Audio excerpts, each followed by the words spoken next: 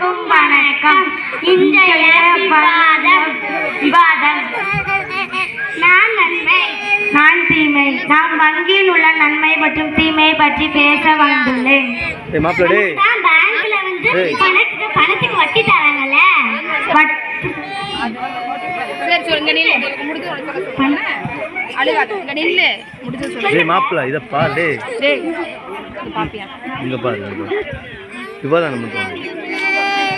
வட்டி என்ன சும்மாவா தராங்க? நாங்க கொடுத்த வட்டியை மற்ற பேங்க்காரங்க மற்ற கஸ்டமருக்கு விட்டு மீதி உள்ள அமௌண்ட் தானே எங்களுக்கு தராங்க.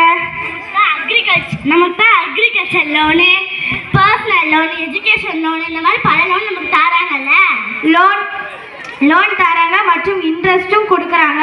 லோன் திருப்பி கேட்க போனால் மதிக்கவே மாட்டிக்காங்க. லோனுக்குன்ட்டு கமிஷன் கேட்டு நம்மகிட்ட வந்து பாதி பணத்தை பேங்க்காரங்க பிடிக்கிடுதாங்கல்ல.